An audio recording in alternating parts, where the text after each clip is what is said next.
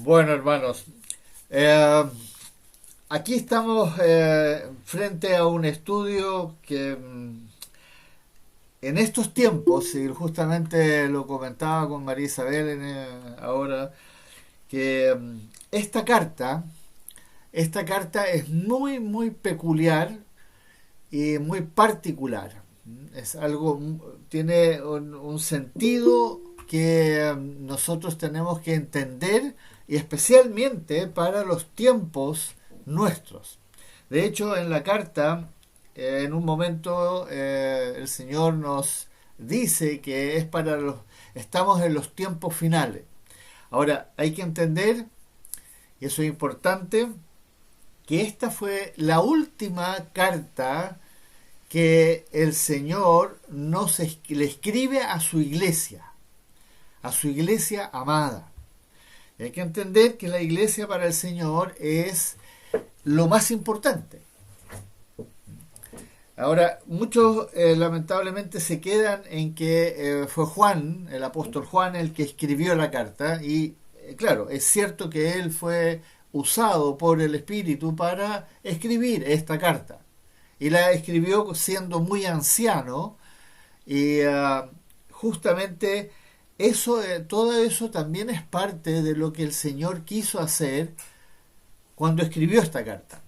Esperó hasta el año 95 aproximadamente para escribir esta carta. Cuando la iglesia, como ya lo comentamos anteriormente con el estudio del Evangelio de Juan, la iglesia ya existía por 60 años, por lo menos ya estaba fundada la iglesia, formada desde Pentecostés en el año 30 aproximadamente hasta el año 95, estamos hablando entonces prácticamente casi 70 años. Entonces la iglesia ya estaba funcionando, ya estaba establecida en Grecia sobre todo, y lo que hoy día nosotros conocemos como Turquía. Ahí estaban las iglesias más importantes de la época y la iglesia de Roma, que se había formado también al final con Pablo y con Pedro. Y esta carta hay que entenderla nosotros hoy día, pensando en este tiempo, tenemos que escuchar esta carta para nosotros, no verla históricamente, sino que entender que fue escrita en ese tiempo, pero le fue escrita a la iglesia que ya estaba funcionando. ¿Y por qué? Porque era necesario hacer algunas correcciones. El Señor se dio cuenta de que la iglesia ya estaba avanzando, se estaba empezando eh, a mezclar con cosas del mundo. Y si ustedes recuerdan, quiero esperar un poquitito a ver si se integran unos pocos más porque esta introducción es importante. Si ustedes van a Apocalipsis capítulo 2, ahí el Señor proféticamente también le escribe. Apocalipsis fue escrito prácticamente al mismo tiempo de la primera carta de Juan. Y ahí también el Señor hace una referencia a la iglesia local más importante que había en ese momento, que era la iglesia de Éfeso, donde Juan había sido pastor por un tiempo, pero ahora él ya en su avanzada edad era meramente alguien que acompañaba al pastor que en ese momento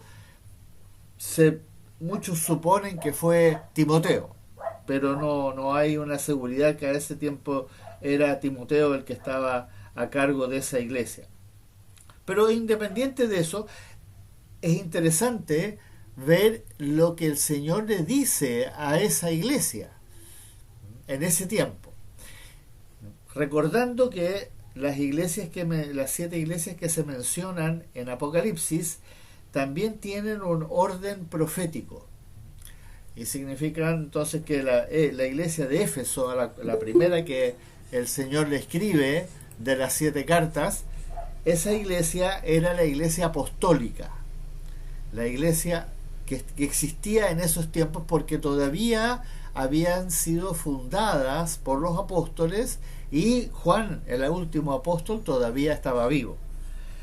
Y a esa iglesia, que era una iglesia muy, muy celosa, una iglesia que había hecho todo lo correcto, como el Señor mismo se lo dice, y lo dice claramente en el versículo 2 del capítulo 2 de Apocalipsis, que Él conoce sus obras, su paciencia, y lo vuelve a repetir en el 3, pero en el 4, si ustedes se fijan, en el versículo 4, el Señor en ese versículo les dice a ellos que habían cometido un error, habían dejado el primer amor. El primer amor, el tema grande de la primera carta de Juan que vamos a estudiar nosotros hoy día es justamente el verdadero amor.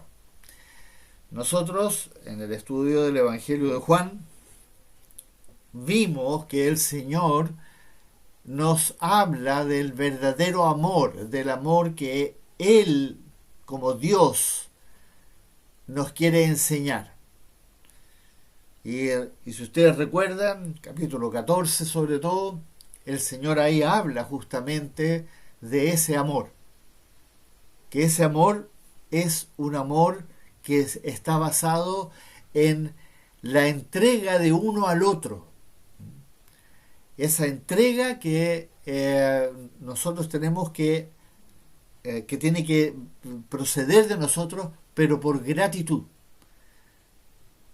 Y esa gratitud se tiene que manifestar en obediencia a su palabra. Entonces, por eso el Señor dice que el que guarda mis mandamientos, ese es el que me ama.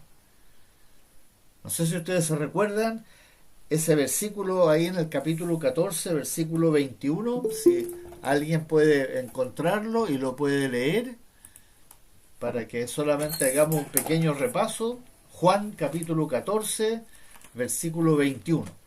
Quien lo encuentra lo puede leer en voz alta, por favor.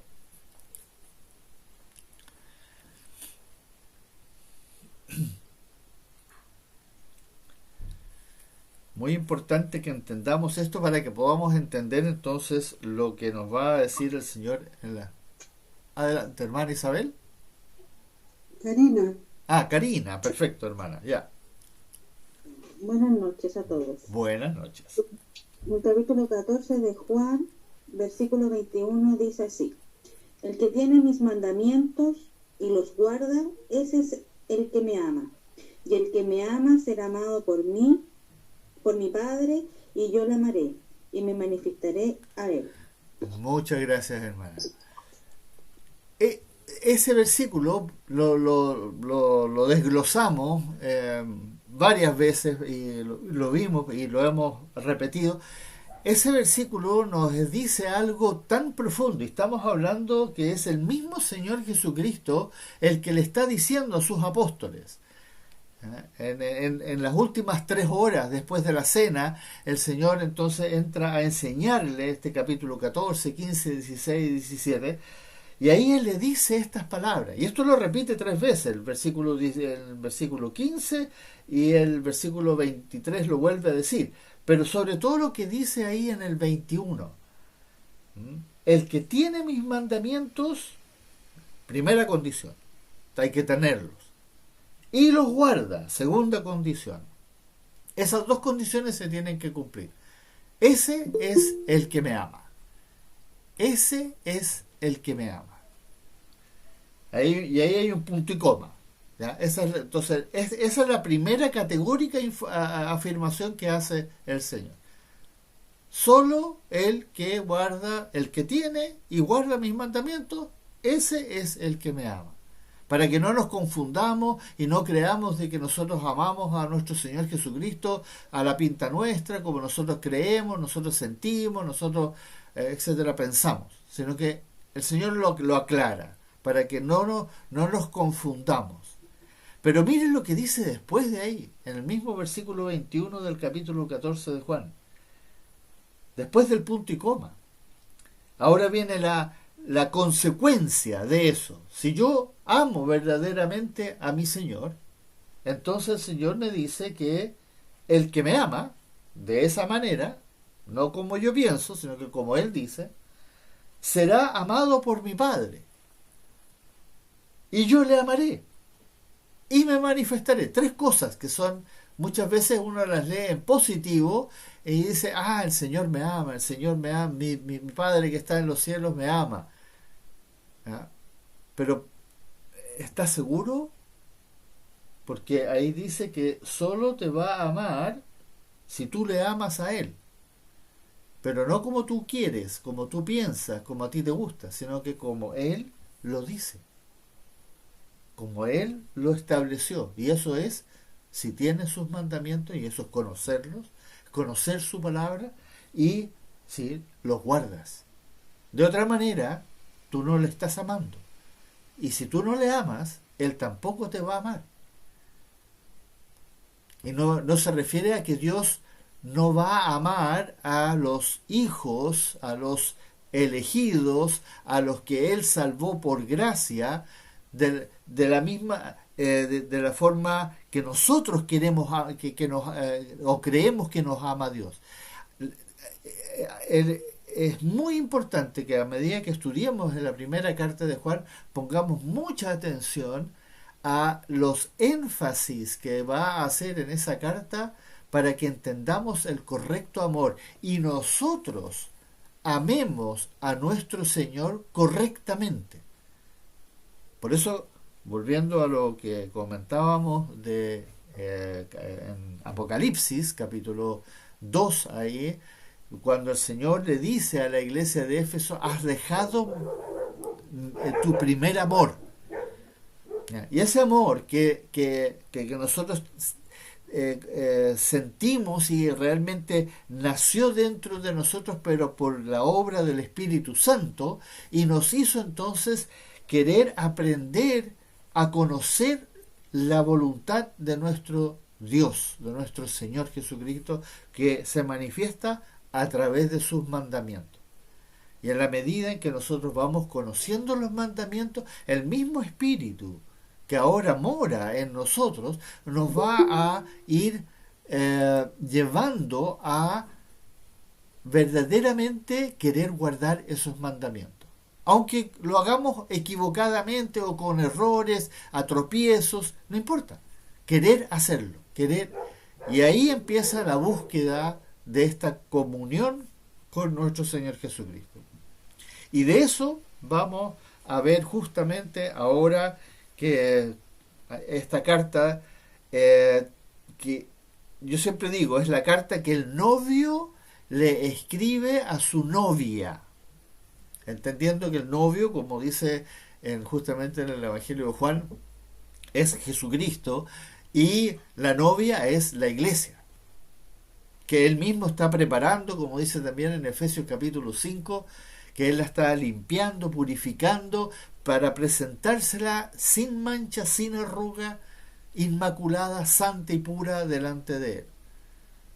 Esa es la obra que está llevando a cabo nuestro Señor Jesucristo con la iglesia, pero con aquellos que están en la iglesia que quieren ser o llegar a ser santos, que realmente lo anhelan, que lo buscan, que lo desean, que estudian la palabra con ese propósito de poder entender realmente cómo el Señor quiere que nosotros ahora seamos.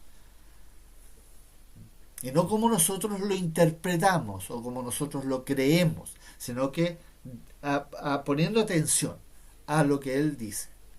Y en esta carta que el Señor le escribe a la iglesia, justamente al final de estos del primer siglo, es la carta que nos va a servir a nosotros como la iglesia para ver en qué cosas tenemos que poner atención. ¿Cuáles cosas son las cosas relevantes? ¿Cuáles son las cosas que realmente tenemos que examinar en nuestro caminar con nuestro Señor Jesucristo? Y vamos a ver a través de esta carta que hay 10 puntos que son como los más importantes, y los vamos a ir viendo uno por uno para que ustedes se den cuenta cómo el Señor nos está escribiendo esta carta con el propósito de que nosotros realmente lleguemos a ser esa iglesia santa, pura, sin mancha y sin arruga como Él la está preparando, porque cuando Él venga a buscar a su iglesia, Él va a venir a buscar esa iglesia.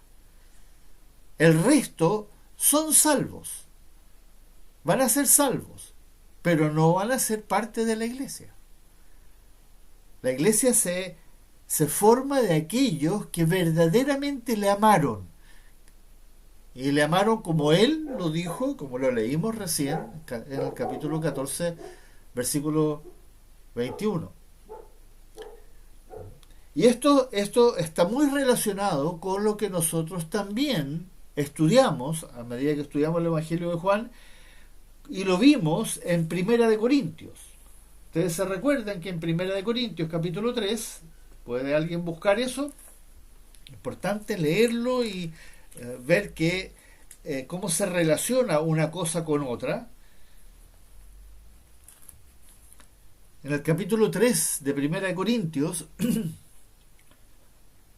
el Señor nos dice esta importante verdad, porque nosotros todos, en el momento en que morimos, estoy hablando de los nacidos de nuevo, de los escogidos, de los predestinados, de los que son parte en este momento de la iglesia.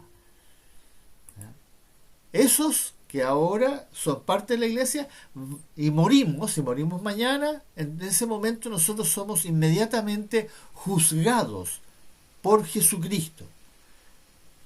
Y este es el juicio, aquí está explicado este juicio cuando nosotros vamos a estar frente al Señor y Él nos va a juzgar a los escogidos. Ya no nos va a juzgar por nuestros pecados y esas cosas, porque eso ya pasó. Pero ahora viene el juicio a los escogidos, que es distinto al juicio del trono blanco, donde viene, ese es el juicio final.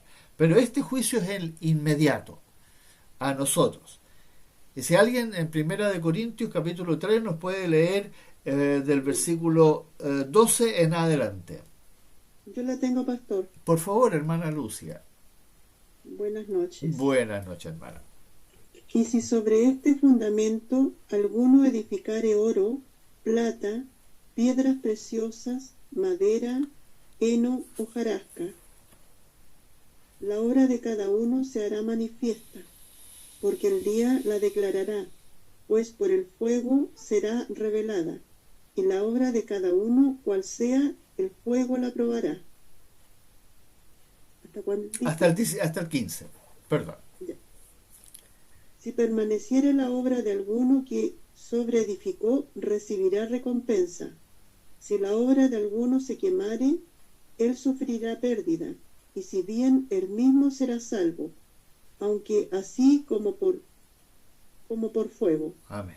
Muchas gracias. Amén. Se fijan, ahí entonces viene, este es el juicio. Y en que en base a qué nos va a juzgar el Señor, no por nuestros pecados, sino que por las obras. ¿Ya? Las obras que nosotros hicimos. En otras palabras, cómo nosotros respondimos ante todo lo que Él hizo en nuestra vida. ¿Cómo fue nuestra manifestación de gratitud? Porque cantar y alabar y levantar manos, todo muy bien, hay que hacerlo, está bien, hagámoslo, pero eso no son obras. Eso es adorar y alabar, que es algo muy importante, pero sin embargo las obras son justamente lo que ahora vamos a estudiar en la primera carta de Juan. Ahí se nos van a manifestar 10 puntos que podrían considerarse oro, plata, piedra preciosa.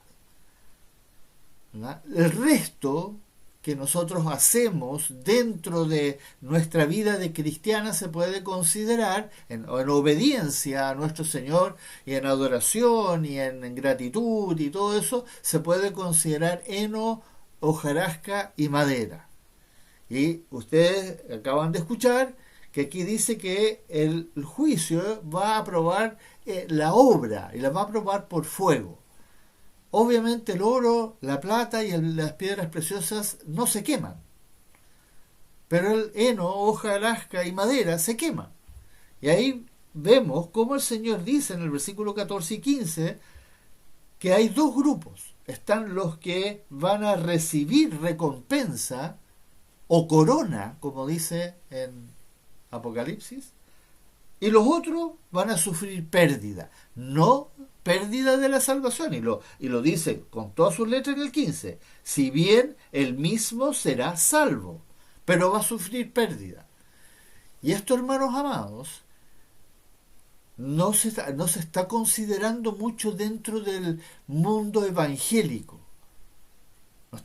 Muchos no están entendiendo esto de que como cristianos, hijos de Dios, nacidos de nuevo, ¿no?, que no pierden su salvación, hay dos grupos, los que vencen y los que pierden, como lo dice aquí. Y nosotros hemos hablado mucho del tema de los que vencen. ¿Por qué? Porque es lo que nuestro Señor quiere. Él quiere que nosotros seamos vencedores, que recibamos recompensa, que seamos coronados, como se lo promete a una sola iglesia en Apocalipsis capítulo 3. A las otras 7 no le promete. Hay la iglesia de Esmirna también le promete la corona, pero específicamente hablando de los tiempos actuales, a la iglesia de Filadelfia es a la que le dice justamente: cuidado que nadie te quite tu corona, que ya está asignada para aquellos que verdaderamente están edificando con oro, con plata y con piedras preciosas. ¿Y qué es eso de edificar con oro, con plata y piedras preciosas? Justamente lo que el Señor le detalla a su amada iglesia, a nosotros, aquí en la carta de Juan. Por eso esta carta es hoy día más importante que nunca, porque nosotros hoy día literalmente, hermanos, estamos a las puertas.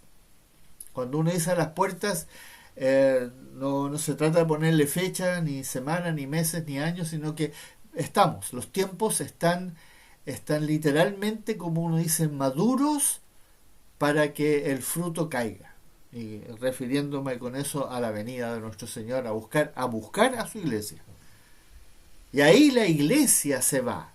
La iglesia, los vencedores, los que se esforzaron, los que realmente buscaron en la palabra, en la comunión con nuestro Señor Jesucristo, el querer guardar su palabra, el querer amarle, pero no amarle de la boca para afuera, sino que amarle con hechos, con obras, como lo dice ahí que van a ser probadas con fuego las obras.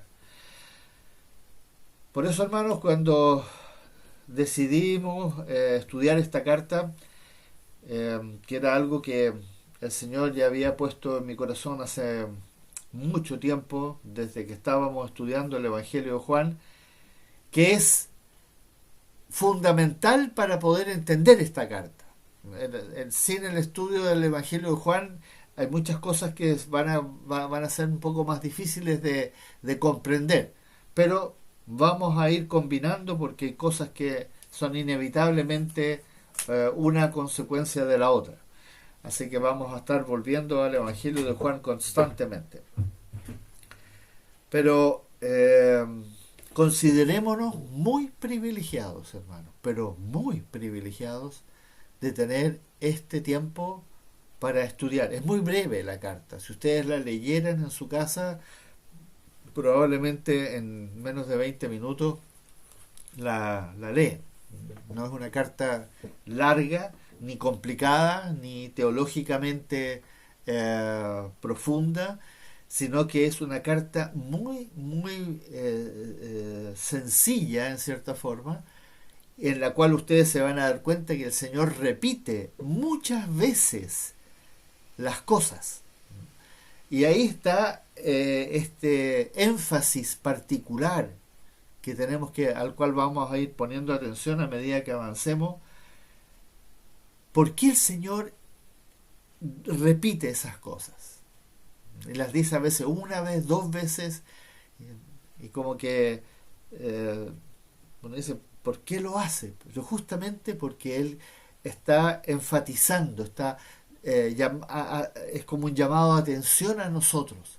Y recuerden, hermanos, que esto es para autoexaminarse.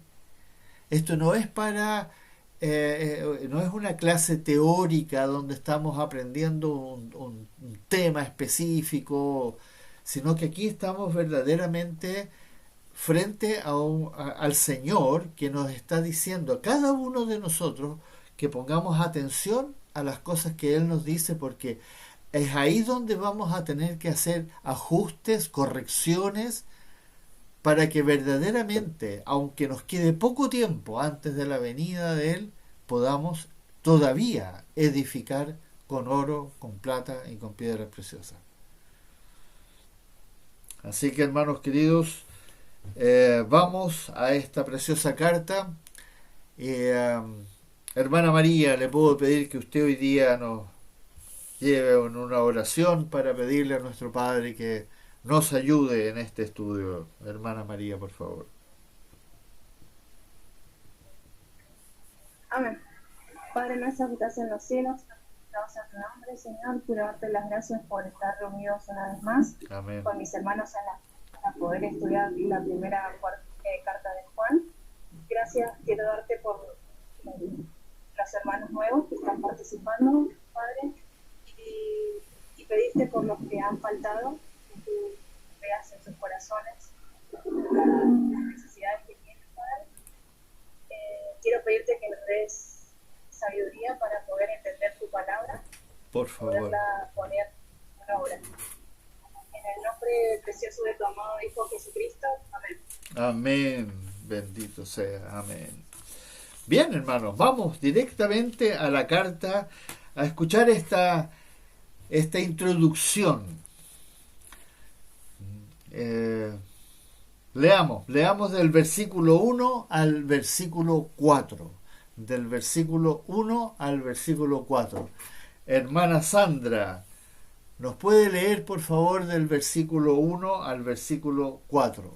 Capítulo 1.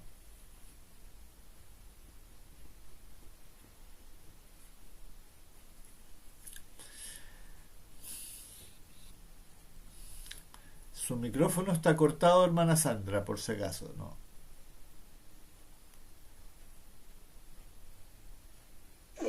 Amén, pastor. Amén. Lo que era desde el principio, lo que hemos oído, lo que hemos visto con nuestros ojos, lo que hemos contemplado, y palparon nuestras manos tocando al verbo de vida. Porque la vida fue manifestada, y la hemos visto, y testificamos, y os anunciamos la vida eterna, la cual estaba con el Padre, y se nos manifestó.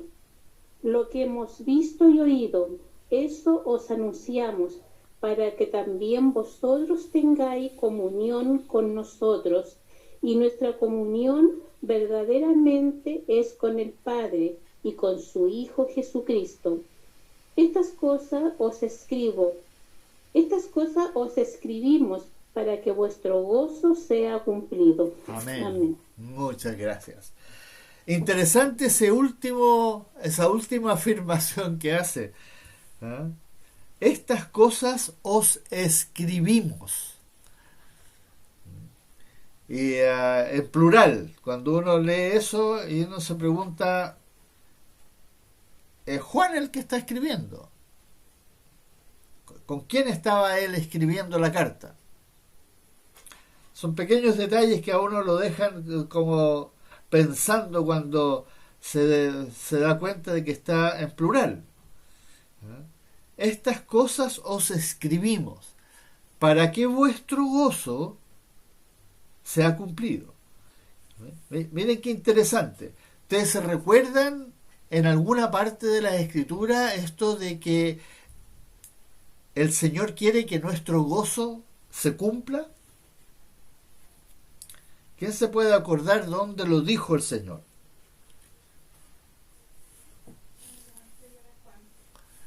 Evangelio de Juan. ¿Quién se acuerda en el Evangelio? Capítulo 15, para que hacerlo más fácil. Capítulo 15, el Señor lo dice en un momento.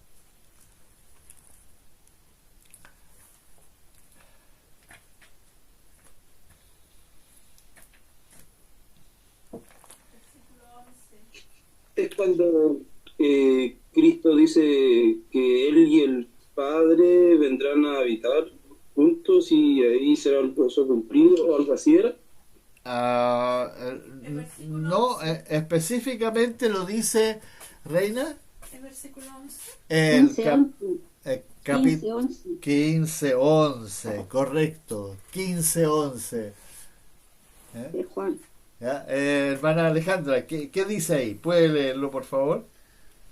Estas cosas os he hablado, para que mi gozo esté en vosotros y vuestro gozo sea cumplido. Amén. Vuestro gozo. Fíjense cómo aquí, entonces, cuando uno lee esto, de vuelta en la primera carta de Juan, estas cosas os escribimos para que vuestro gozo sea cumplido. Como el Señor indirectamente se está incluyendo en esta carta que el Espíritu Santo está inspirando a Juan a escribir esto. Y estas cosas os escribimos.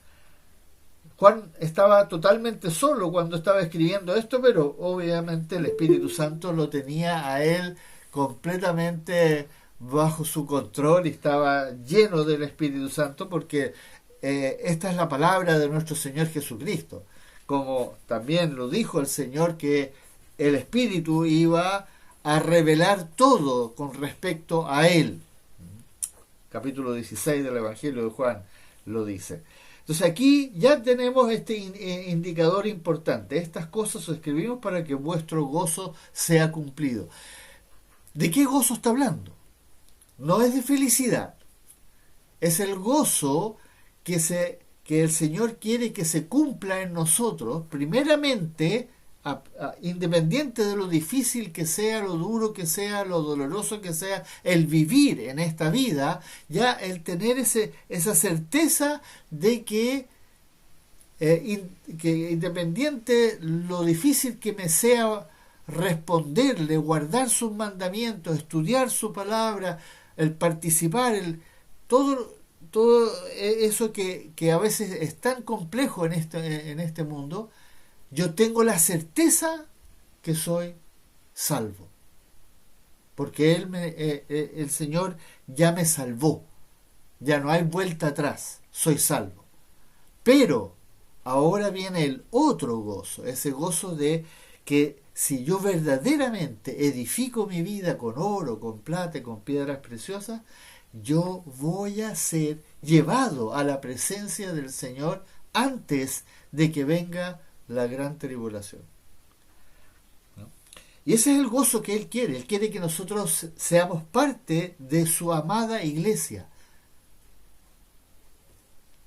Y eso va a ser en la medida en que cómo nosotros vamos a responder. Y para eso escribió esta carta. Pero en la introducción vemos cómo el Señor, de aquí del capítulo 1, versículo 1 en adelante, entonces usa el testimonio de Juan, en este caso, pero que junto con los demás que estuvieron con el Señor, dejó esta afirmación muy categórica, que desde el principio, desde el momento en que el Señor comenzó su ministerio acá en la tierra, él fue un testigo que estuvo presente. Pero no solamente lo oyó, sino que también lo vio. Y no solamente lo vio, sino que también lo tocó físicamente. Él tocó al Señor. Y ustedes ven que él no habla del Señor, sino que habla del verbo de vida. Dos cosas que son características únicas de nuestro Señor Jesucristo. Él es la vida. Y por eso más abajo en el versículo 2 dice que la vida fue manifestada. Y vuelve a decir, esa es la vida que nosotros vimos. Y testificamos y anunciamos que Él es la vida eterna. Como lo va a afirmar al final de esta carta nuevamente. La vida. Pero Él también es el verbo, es la palabra. Todo lo que está escrito en el fondo es la esencia de nuestro Señor Jesucristo. Él es la verdad, Él es la luz, Él es la palabra. Y nosotros tenemos hoy día el privilegio de verle, literalmente. No físicamente, pero verle a través de lo que está escrito. Y cada vez que yo aprendo una cosita más de todo lo que está escrito, lo voy conociendo más. Y es eso lo que el Señor quiere. Lo que más anhela de nosotros es que le conozcamos.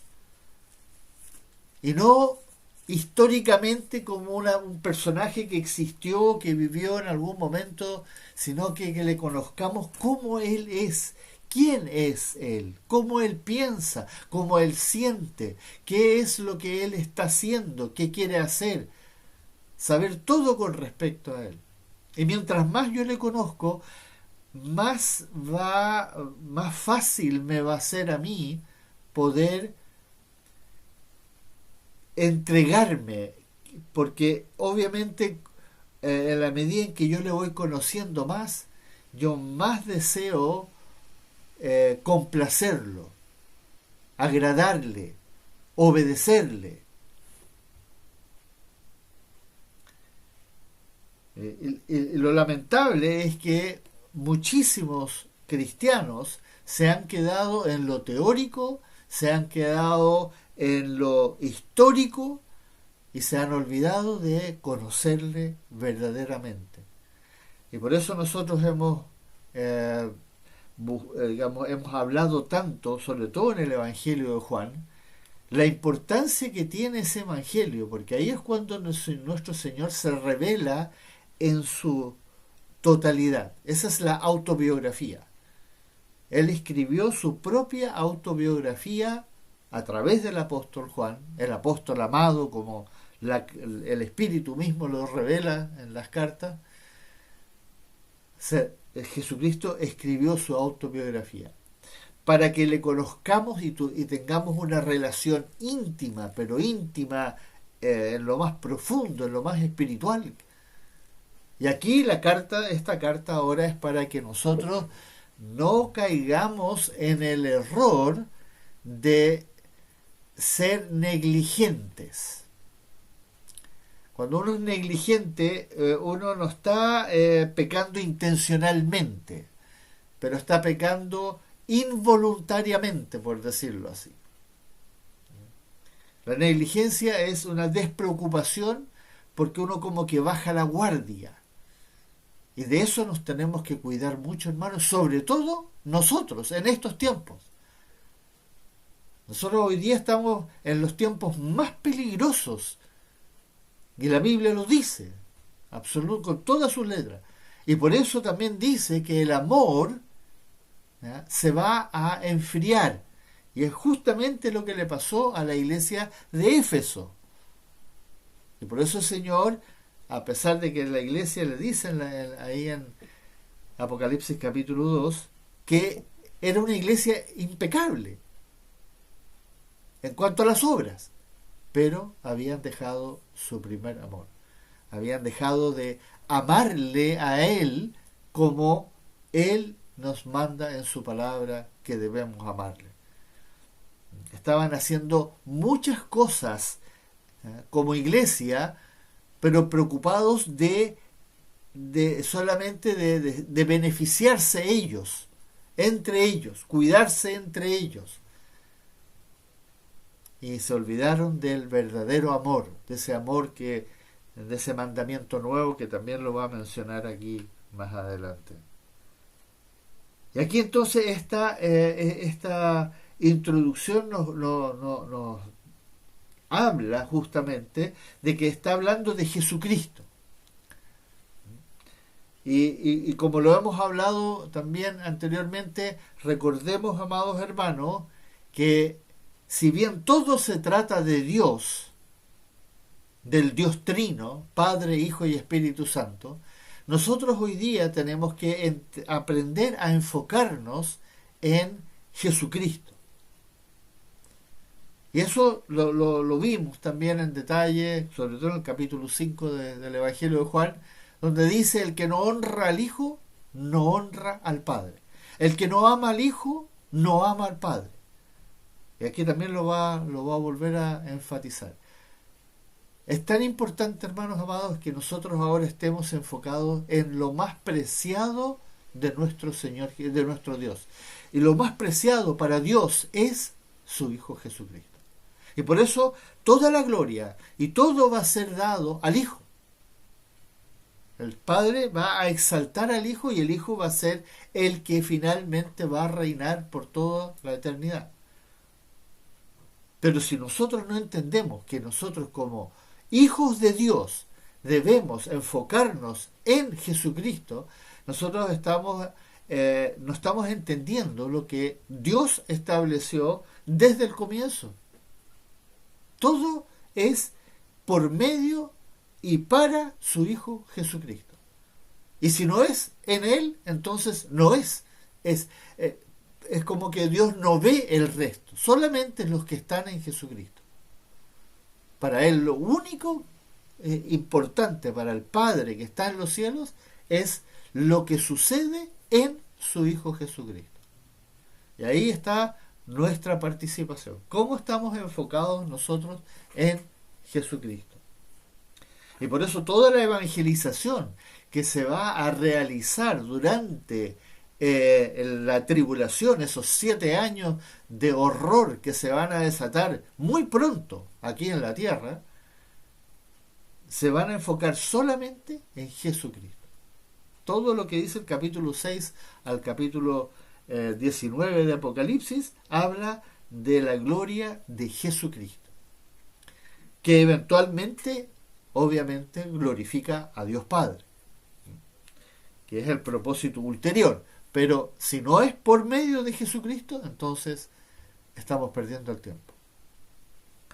Y por eso la introducción de la carta habla justamente de esa vida que se manifestó, la vida eterna. Es precioso esto del verbo, y esas son todas cosas que nosotros tenemos que tener. Así que deben ser parte de nuestro vocabulario.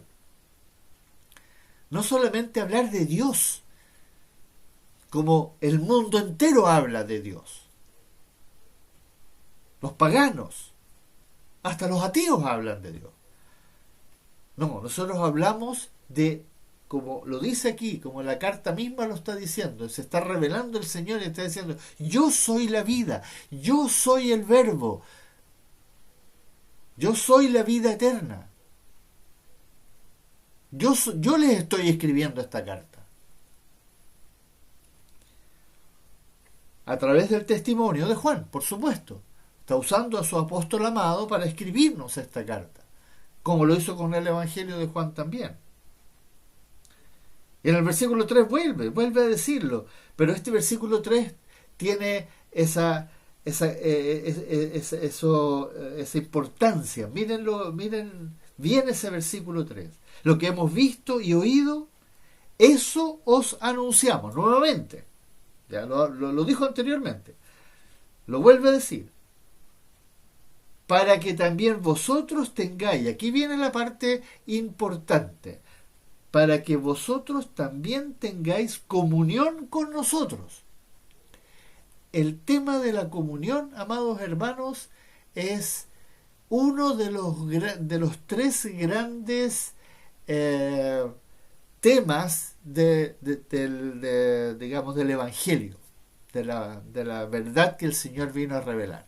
El Señor para que ustedes lo tengan, lo anoten ahí, es muy importante que siempre tengan claro, si tomáramos los 70 mandamientos que el Señor nos dejó en el Nuevo Testamento y los clasificáramos en 3 grupos distintos, tendríamos la comunión, tendríamos la adoración y tendríamos la santificación.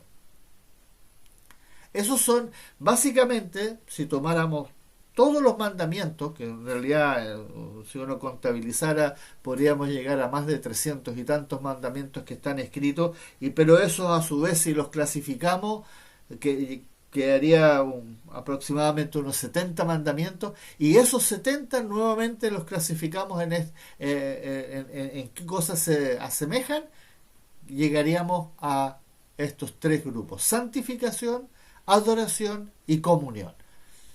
Y la comunión va a ser un tema muy importante acá en esta carta. La comunión nos va a revelar algo que nosotros tenemos que revisar y valorar y verdaderamente, responder de acuerdo a lo que el Señor nos va a escribir aquí en esta carta. La comunión. ¿Y qué dice ahí en el versículo? Para que nosotros tengamos comunión. Pero esa comunión verdaderamente es con el Padre y con su Hijo Jesucristo. Y ahí está, hermanos amados, la importancia del verdadero amor. La comunión es la manifestación del amor. El Señor quiere que nosotros aprendamos a tener esta comunión, pero no una comunión en la cual nosotros nos amamos y nos abrazamos y nos regalamos cosas como el mundo lo hace, sino que la comunión en Cristo Jesús, en el Padre, en lo que Él determinó acá en su palabra. Y eso tenemos que aprenderlo, porque eso no va a nacer de nosotros. Nosotros no nos vamos a amar entre nosotros como el Señor lo dijo. Ustedes se recuerdan el nuevo mandamiento. ¿Quién se acuerda dónde está el nuevo mandamiento del amor? Evangelio de Juan nuevamente. ¿Quién puede encontrarlos? Puntos que hay que mantener anotados. Capítulo 13, les ayudo.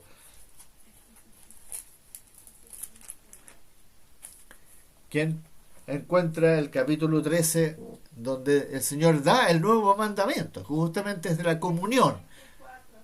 El 13:34. El 13:34, hermana Isabel, por favor, ¿lo puede leer? Un mandamiento nuevo os doy, que os améis unos a otros, como yo os he amado, y que también os améis unos a otros. Amén. Importante fijarse en los detalles. Que os améis unos a otros. Punto y coma. Ahí está el mandamiento. Que os améis unos a otros. Punto y coma. ¿Cómo? Ahí deberían hacer inmediata la pregunta, Señor, ¿cómo tengo que amar a mi hermano? Y ahí el Señor responde: como yo os he amado. Y ahí cambia todo. Ahí cambia todo. Ahí ya no entra ese amor de sensaciones, de sentimientos, de feelings, sino que como Él nos amó a nosotros. Y lo vuelve a enfatizar al final, que también os améis unos a otros. Y ese amor hay que aprenderlo, porque ese amor es en griego, ustedes saben, hay 5 palabras para amor, ¿ya? Y este amor del que habla el Señor es la palabra ágape, y esa palabra no está en el vocabulario español, no se puede traducir. De hecho, no se puede traducir a ningún idioma. Es una palabra exclusivamente en el griego. El griego lo puede digamos, identificar muy categóricamente. Es exclusivamente un amor divino. un amor de entrega, un amor de renuncia, un amor de sufrimiento, un amor como lo dice, ¿quién sabe dónde dice la descripción del amor perfecto? En Corintios. Corintios, ¿ya? Corintios 13. Muy bien, hermana. 1 Corintios 13, sí. ¿Ya? Léanos el versículo 7. Sí, voy a buscarlo.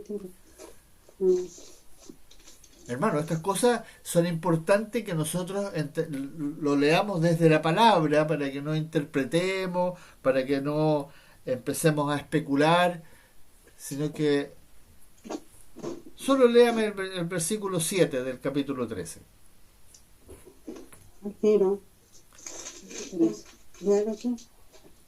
Todo lo sufre, todo lo cree, todo lo espera, todo lo soporta. Amén.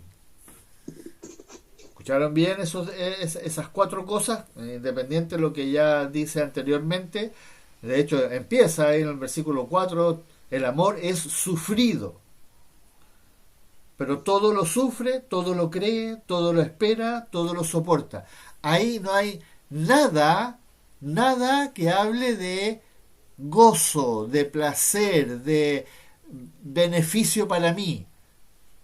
Es pura entrega, es puro pensar en el otro.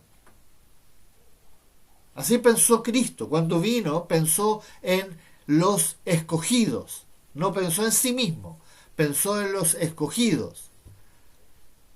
Todo lo sufrió, todo lo soportó. Tuvo paciencia y todavía tiene paciencia con nosotros. Vaya que tiene paciencia con nosotros. Ese todo lo cree, porque él tiene absoluta certeza que el Padre va a llevar a cabo la obra perfectamente hasta el fin. Y yo también, la certeza que tengo en mi corazón es esa, que Él está en control. Aleluya. Lo creo. Creo todo lo que Él dice. No cuestiono nada. No podemos cuestionar ni una coma, ni una palabra, pero tenemos que leer todo. No podemos empezar a elegir.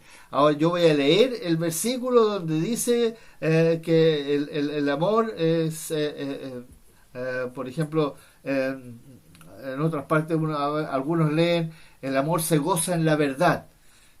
El amor nunca deja de ser.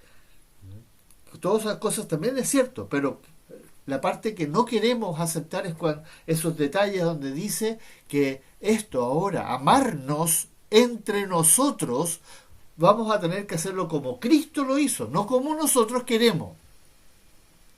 Y lamentablemente eso va a ser difícil, muy difícil. No nos engañemos, no empecemos a especular, no, que el Señor lo va a hacer. Sí, el Señor lo va a hacer en la medida en que tú quieras, en que tú trates, en que tú te esfuerces, en que tú te entregues, en que tú estés dispuesto a sufrir, en que tú estés dispuesto a soportarlo todo. Entonces Él lo va a hacer. Y tú vas a amar como Él amó. Pero eso es lo que tenemos que aprender ahora. Y cuando cuando nosotros nos entregamos a que Él haga con nosotros como Él quiera, y entonces y lo buscamos, aunque de repente nos encontremos con momentos en que no nos gustó, no queremos, y pataleamos, y nos cuesta, y como que lo estamos haciendo de mala gana, pero igual nos paramos y vamos, y lo hacemos. Ya, lo voy a hacer, Señor, y lo voy a hacer para tu gloria. Y ahí entonces Él nos ayuda a tener esta comunión. Por eso la comunión no puede ser solamente entre nosotros, como muchas veces lo hacemos, y claro, lo pasamos muy bien, es muy lindo, pero la comunión tiene que ser con Él en medio de nosotros. Entonces la comunión tiene otro efecto, donde nosotros no hacemos acepción de personas, donde nosotros no elegimos a esos hermanos o hermanas que a nosotros nos agradan y a los otros simplemente los saludamos desde lejos, sino que empezamos a cambiar en ese sentido y empezamos a ser parte del cuerpo de Cristo. Y ahí viene el otro gran tema, el cuerpo de Cristo. Cuando Cristo nos dice en su palabra, en Corintios, de que nosotros somos un cuerpo, ¿ya? Entonces ya está hablando de que somos parte el uno del otro. Y el dedo no eligió ser parte de la mano. Es parte de la mano. Y le guste o no le guste, el dedo no puede arrancarse de ahí, irse a pegar a la oreja porque quería estar con la oreja. No. Ahí donde el Señor te puso, eres ahora parte de ese cuerpo. Y ahora tienes que ser parte. No puedes decidir, bueno, voy a ser parte pero a la distancia. Y ahí, hermanos, bueno, vamos a seguir en la carta para que entendamos la importancia que va a tener ahora esto de entender esto de ser parte del cuerpo de Cristo, la comunión. Entonces, si ustedes se dieron cuenta, el Señor se presenta, la carta la escribo yo a través del apóstol Juan, ¿ya? Y es para tener comunión con ustedes. Esa comunión que nuevamente el novio quiere tener con la novia, pero están a la distancia. Recuerden que en el matrimonio judío, como lo vimos ahí en el capítulo 14, cuando el Señor dice, voy a la casa de mi padre a preparar morada para ustedes. Bueno, esa analogía viene del matrimonio judío. Los padres eligen la novia para el hijo, ¿no? Los hijos no decidían eso, lo decidían los padres, y los padres se ponían de acuerdo por cuánto tenían que pagar para aquí y para allá, los favores que se tenían que hacer, y el novio tenía que irse a la casa de su papá y construir una casa para la novia, y cuando él terminara la casa y la casa estaba completa, tenía todo lo necesario para que pudieran consumar el matrimonio, el novio volvía a la casa de la novia y se la raptaba. No tenía que pedirle permiso al papá porque ya estaban comprometidos, estaban desposados, como se dice, de novio. Él la iba a buscar y se la llevaba a la casa que había preparado y consumaban el matrimonio. En otras palabras, se unían físicamente y tenían la primera relación sexual. Y en ese momento eso era casarse. Y el papá de la novia podía ir a la casa y podía revisar si la casa estaba en perfectas condiciones, y si no lo estaba, se llevaba a la hija. Y ahí el novio se le complicaba seriamente las cosas. Pero esa era la costumbre. Y eso es lo que el Señor le dijo a los apóstoles. Le dijo, voy a la casa de mi padre para preparar morada y los voy a venir a buscar. Voy a venir a buscar a mi novia y me la voy a raptar. No le voy a decir al papá cuándo, no le voy a avisar. Podía aparecer en cualquier momento, en la mitad del día, en la tarde, en la mañana, en la noche, cualquier momento. Tenía el permiso para hacerlo, pero tenía que tener la casa lista. Y cuando se la llevaba, consumaba el matrimonio. Y esa es la unión. Después se celebraba la boda.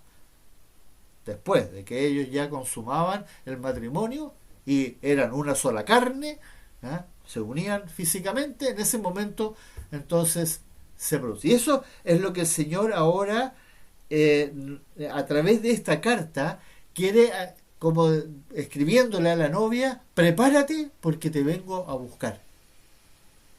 Pero prepárate así, como está escrito acá.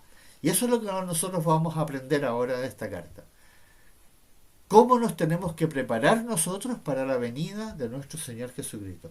Y hermanos, amados, por eso cuando decidimos estudiar esta carta, y como le decía yo a mi esposa, esto es vital que lo hagamos porque todavía estamos a tiempo. Y aunque nos queda muy poco tiempo, todavía podemos hacer los ajustes necesarios para que ojalá cuando el Señor venga a buscar a su iglesia, nosotros seamos parte de esa iglesia que se va con Él y no nos quedemos acá como lamentablemente lo leímos ahí en Corintios. El sufrimiento va a ser grande porque los que pierden, aunque van a ser salvos, no pierden la salvación, pero lamentablemente no la van a pasar muy bien cuando venga la tribulación. Y por eso termina esta introducción con ese versículo que vimos al comienzo: estas cosas os escribimos para que vuestro gozo sea cumplido. Entonces, hermanos amados, todo lo que viene a continuación, y lo va a volver a decir, de hecho más adelante en el capítulo 5, en el capítulo 2 también lo va a decir, pero en el capítulo 5 va a concluir la carta con esta misma afirmación que hace aquí. Estas cosas os escribimos. Vamos a continuar. Miren ahora lo que dice del versículo 5 al versículo 7. Y aquí, hermanos amados, quiero que pongan atención porque aquí viene la primera importante verdad que nosotros tenemos que autoexaminarnos, cada uno delante del Señor. Leamos del versículo 5 al versículo 7. Hermano Francisco, por favor, ¿nos podría leer del versículo 5 al 7? Sí, claro. Buenas noches. Buenas noches. Tengo la Biblia de las Américas por si acaso. No importa. Y este es el mensaje que hemos oído de Él y que os anunciamos: Dios es luz y en Él no hay tiniebla alguna. Si decimos que tenemos comunión con Él, pero andamos en tinieblas, mentimos y no practicamos la verdad. Mas si andamos en la luz, como Él está en la luz, tenemos comunión los unos con los otros, y la sangre de Jesús, su Hijo, nos limpia de todo pecado. Amén. Muchas gracias, hermano. Muchas gracias. ¿Ah? Y aquí entonces, fíjense bien en esta verdad que se nos revela aquí. Este mensaje que hemos oído de Él, os anunciamos: Dios es luz. El énfasis de la luz, obviamente, en el Evangelio de Juan es extenso. La luz es lo mismo que la verdad. Las tinieblas son las mentiras, el engaño, todo lo que procede de la mente humana, lamentablemente de la naturaleza humana, el humanismo sobre todo, la perversa religión que de los años después de la Segunda Guerra Mundial toma un énfasis importante en el mundo académico incluso. Esto es la gran perversión que Satanás empezó en el huerto, cuando él le hace este cuestionamiento a Eva, es justamente introducir la mentira, las tinieblas, donde hay luz, incluso que se parece a la luz, usando muchas cosas que incluso proceden de la luz, pero en el fondo son las tinieblas, las mentiras, el engaño.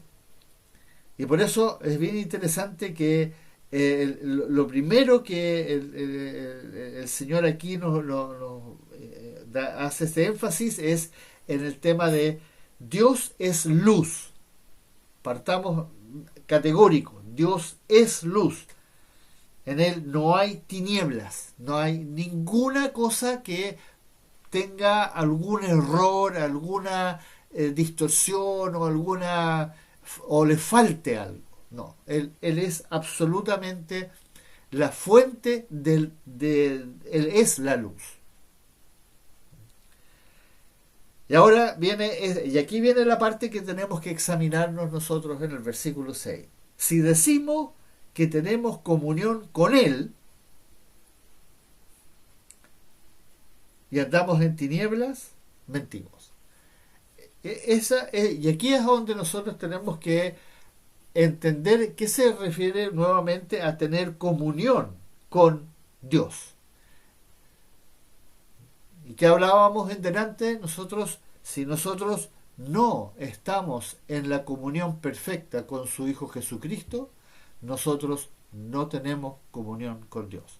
Aunque hablemos de Dios, aunque le cantemos a Dios y le demos gracias a Dios, pero si nosotros no estamos enfocados en su Hijo Jesucristo, nosotros no tenemos comunión con Dios.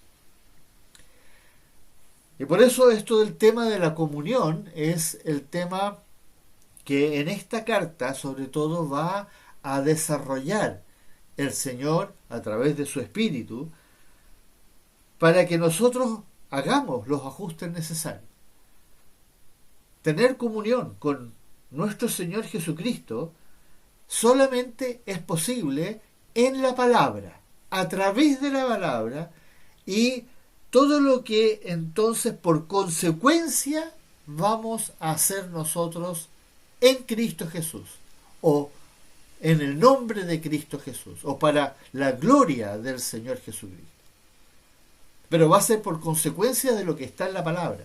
Entonces, si yo no conozco la palabra, si yo no tengo una comunión con mi Señor Jesucristo en la palabra, entonces yo voy a tener una comunión con Jesús, pero como yo creo, como a mí me gusta, pero ya nuevamente pensando en mí y no en Él. Y ahí comienzan los errores dentro de la iglesia. Cuando nosotros dejamos de enfocarnos en Jesucristo y empezamos a pensar en nuestro bienestar, y ahí la palabra bienestar es muy amplio porque estamos hablando de comodidad, de nuestra situación económica, etcétera, etcétera. Empezamos a pensar en cualquier cosa que sea para nuestro beneficio. Entonces ya estamos teniendo un problema en esto de la comunión con nuestro Señor Jesucristo. Y eso, hermanos amados, es aquí lo que cada uno tiene que ser honesto consigo mismo. Aquí nadie puede apuntarle con el dedo al otro. Tenemos que revisarnos. Si tú eres parte de la novia, de la iglesia amada, de esa iglesia como el Señor. ¿Ustedes se acuerdan las palabras del capítulo 3 de Apocalipsis? ¿Quién encuentra ahí? Capítulo 3, versículo 8 y 9. Perdón, 8 y 10. Capítulo 3, versículo 8 y 10 de Apocalipsis. El Señor diciéndole a su amada iglesia, a la que Él amó, como dice al final del versículo 9. Apocalipsis, capítulo 8. ¿Eh? Hermano, capítulo 8. No, capítulo 3. Versículo 8. No, capítulo 3, versículos 8 y 10. Yo conozco tus obras, he aquí he puesto delante de ti una puerta abierta, la cual nadie puede cerrar, porque aunque tienes poca fuerza, has guardado mi palabra, y no has negado mi nombre. He aquí yo entrego de la sinagoga de Satanás a los que se dicen ser judíos y no lo son, sino que mienten, y he aquí yo haré que vengan y se postren a tus pies, y reconozcan que yo te he amado. Por cuanto has guardado la palabra de mi paciencia, yo también te guardaré de la hora de la prueba que ha de venir sobre el mundo entero, para probar a los que moran sobre la tierra. Dos cosas, gracias hermano Juan José, dos cosas que él enfatiza. Has guardado mi palabra y no has negado mi nombre. Al final del 9 dice, yo te he amado, por tanto, por cuanto has guardado la palabra de mi paciencia. Has guardado. A esa iglesia le reconoce, le dice, tú tienes poca fuerza, pero has guardado mi palabra, la palabra de mi paciencia. Hermanos amados, entendamos que la comunión que vamos a tener con nuestro Señor Jesucristo va a ser en la medida en que yo realmente quiera saber qué quieres, Señor, que yo haga por ti. ¿Qué quieres? Y Él lo va a revelar en la medida en que yo lea su palabra. Y sobre todo el Nuevo Testamento, hermano. Está bien, leer el Antiguo Testamento está bien, Pero ustedes tienen que leer una vez al año el Nuevo Testamento. Es un ejercicio que no pueden dejar de hacer, porque de otra manera nosotros no tenemos la capacidad de retener en nuestra mente los mandamientos del Señor Jesucristo. Y a medida que tú leas el Nuevo Testamento en orden, el Señor va a ir por medio de su Espíritu haciendo exactamente lo que nos va a revelar aquí en el capítulo 3 de esta carta. Es importante que entendamos que el Señor quiere trabajar con nosotros, quiere limpiarnos. ¿Y cómo nos limpia? Con su palabra, como él mismo lo dijo en el Evangelio de Juan. Él nos va a limpiar. ¿De qué? Nos va a limpiar de nuestra naturaleza humana. Esa enfermedad espantosa que tenemos dentro de nosotros que nos hace pecar. Inevitablemente. Está ahí. Es latente. Y mientras menos relación, comunión tengamos con nuestro Señor en su palabra, mayormente vamos a estar expuestos a pecar. Emocionalmente, sentimientos, en pensamiento, solo en pensamiento. Algunos dirán, sí, pero yo no le pego a nadie, no hago nada, no insulto a nadie, qué sé yo, no manifiestan pecados evidentes hacia el exterior. Pero ¿qué pasa en tu mente, en tu corazón, en tu idolatría de ti mismo? Que justamente de lo cual nos va a advertir el Señor al final de esta carta. Aquí la comunión es la que nosotros tenemos que potenciar, pero esa comunión tiene que ser en Jesucristo. Y si esa comunión no está funcionando bien, y tú dices, y tú crees, y tú te cuentas el cuento a ti mismo de que tú tienes comunión con Jesucristo, y no estás realmente, entonces el Señor dice, estás mintiendo. Porque no andas en esa comunión con Él. Andas todavía en las tinieblas. Todavía te estás regocijando, en cierta forma, en muchas cosas que son del mundo. Y más adelante en esta carta, el Señor justamente va a enfatizar en la problemática con respecto al mundo.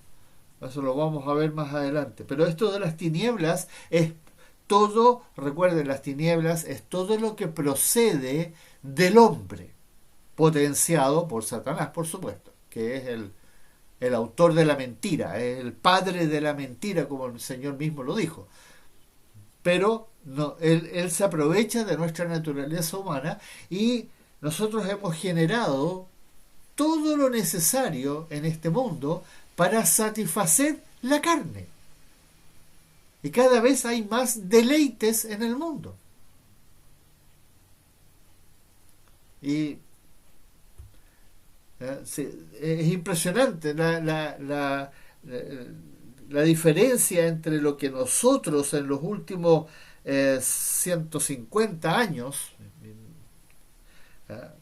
tenemos a nuestra disposición comparado con lo que tenían antes de eso, no sé, por los últimos los 600 años antes de eso, y para qué decir de ahí para atrás.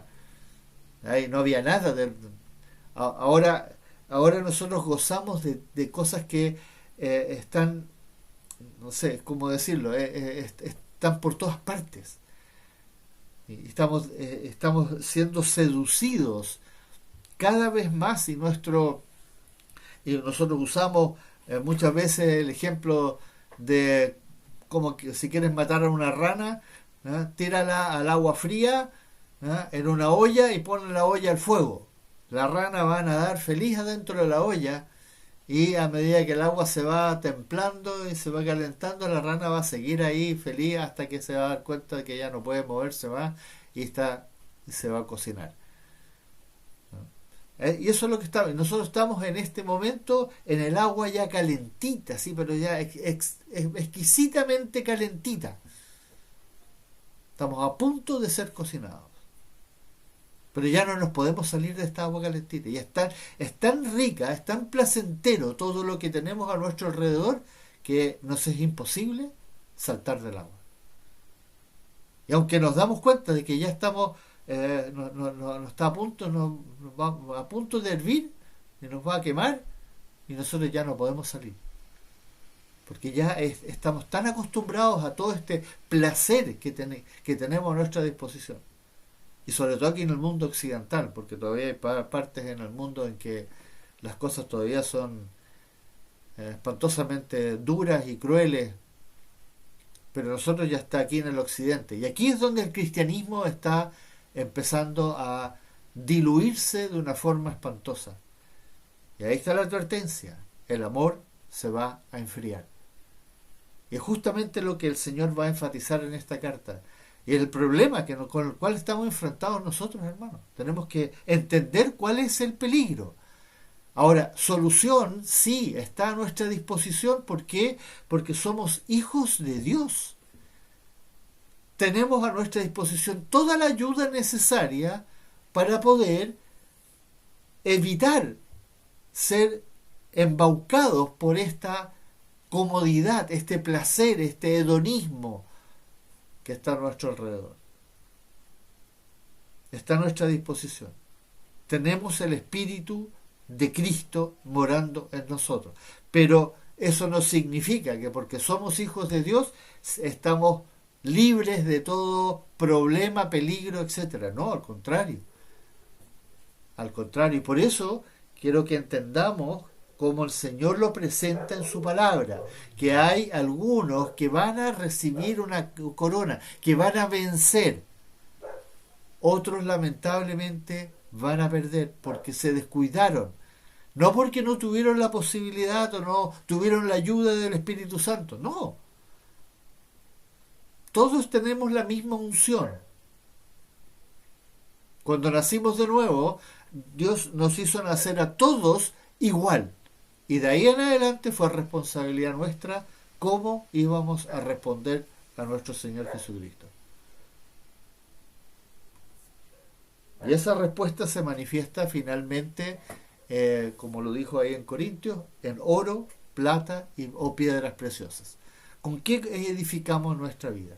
Y aquí vemos la primera posibilidad de entender oro, o plata, o piedras preciosas, la comunión. Algunos tienen mejor comunión, están edificando con oro. Otros tienen una comunión un poco más o menos plata. Otros una apenita, piedras preciosas. Pero hay algunos que no tienen comunión. Eso están edificando sin oro, sin plata, sin piedras preciosas. Y eso es lo que nosotros tenemos que entender, hermanos. Podemos, sí, está a nuestra disposición, pero va a requerir esfuerzo. Porque el oro no se encuentra botado en la calle. Si yo quiero encontrar oro, voy a tener que dejar muchas cosas de lado y me voy a tener que ir a buscar el oro hasta que lo encuentre. Y tal vez mientras lo busque pierda muchas cosas.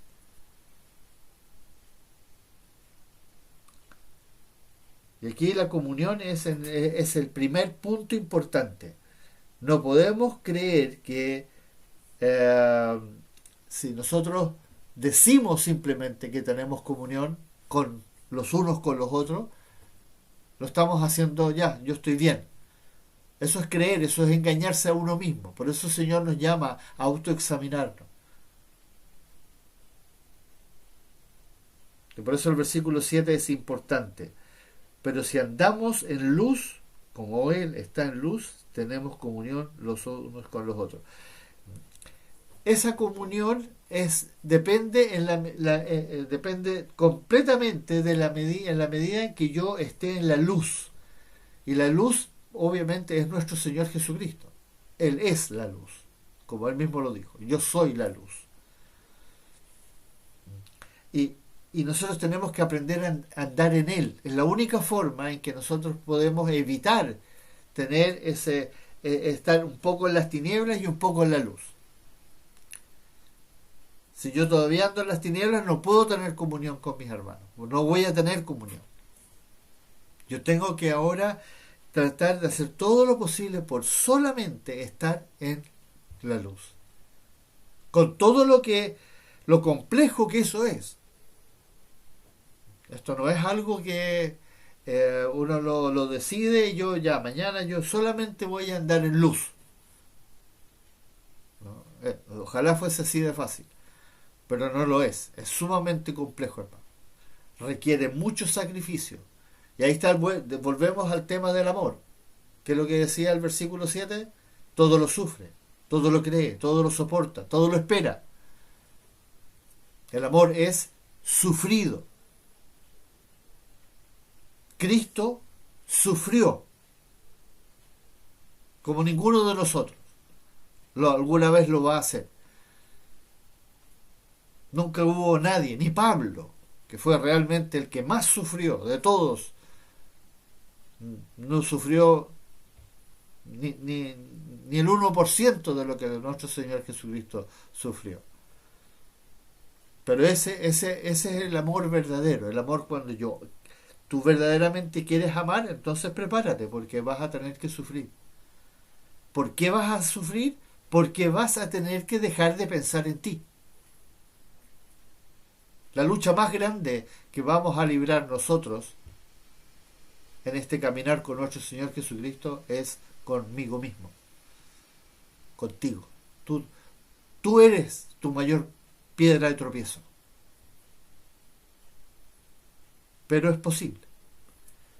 Y eso es lo maravilloso, que tenemos a nuestra disposición toda la ayuda necesaria en la medida en que nosotros realmente nos entreguemos a sus pies. Y ahí vienen, las cosas que vamos a ir aprendiendo a través de esta carta, que aunque es muy breve, es muy completa y nos va a hacer reflexionar en varias cosas que se van, como digo, se van repitiendo, pero se van explicando de distintos ángulos. Entonces aquí ya tenemos el primer punto. Y ustedes se hacen apunte. El primer punto entonces es el tener comunión.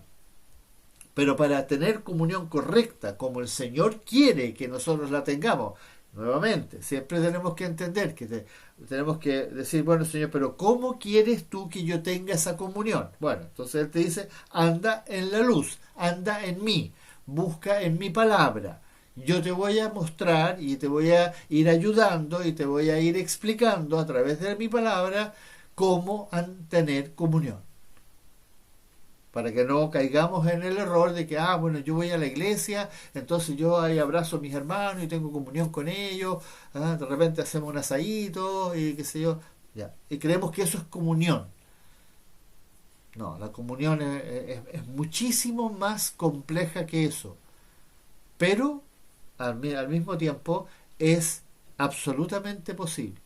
Y en la medida en que nosotros obviamente aprendamos a tenerla con nuestro Señor Jesucristo.